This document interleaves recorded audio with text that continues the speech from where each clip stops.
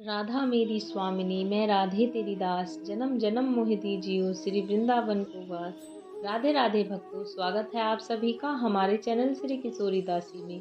आज इस वीडियो में मैं कार्तिक मास महात्म्य का 11वां अध्याय प्रस्तुत करने जा रही हूँ। आप सभी ध्यान पूर्वक सुने।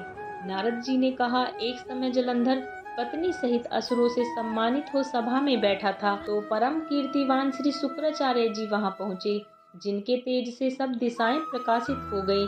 गुरुजी को आता देख असुरों सहित सागर पुत्र ने उठकर बड़े आदर से उनको प्रणाम किया।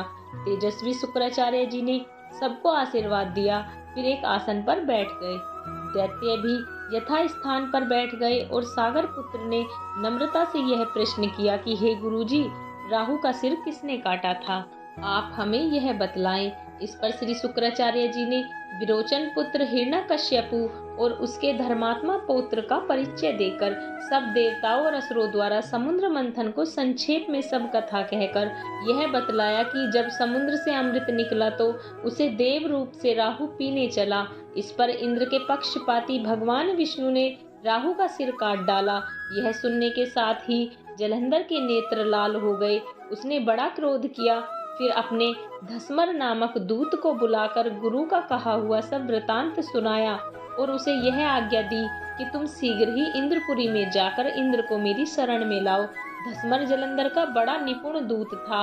वह शीघ्र ही इंद्र की सुधर्म नामक सभा में जा पहुंचा और जलंधर के शब्दों में कहा, हे देवताधम, तुमने समुद्र को क्यों मथा और मेरे पिता के सब रत्नों को क्यों ले लिया? ऐसा करके तुमने अच्छा नहीं किया। यदि तू अपना भला चाहता है तो उन सब रत्नों सहित देवताओं के साथ मेरी शरण में आ, अन्यथा हे सुराधम, मैं सत्य कहता हूँ कि तेरा राज्य ध्वस्त हो जाएगा।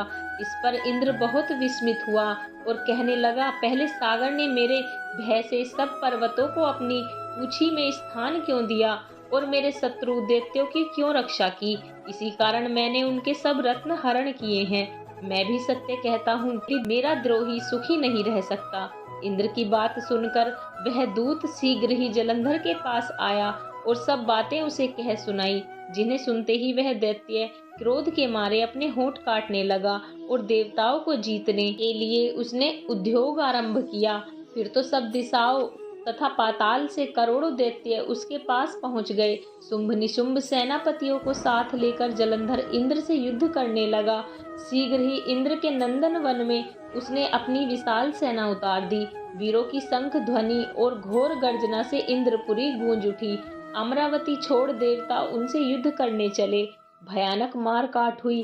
दोनों पक्षों के आचार्य अपने अपने मृतकों को जिलाने लगे। असुरों के आचार्य गुरु शुक्र अपनी मृत संजीवनी विद्या से और देव गुरु बृहस्पति द्रोणागिरी से औषधि लाकर मुर्दों को जिलाते रहे।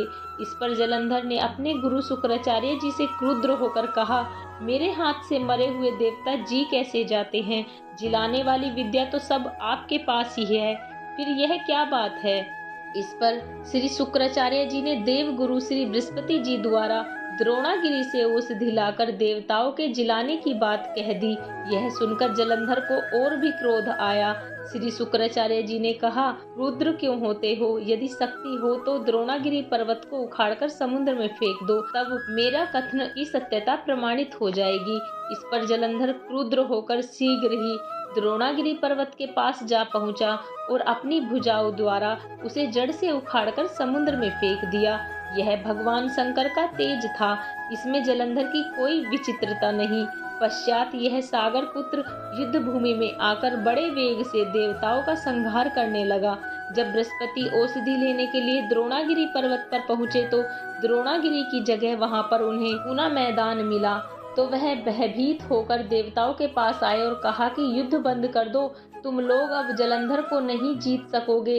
पहले इंद्र ने जो भगवान शंकर का अपमान किया था, यह उसी का फल है।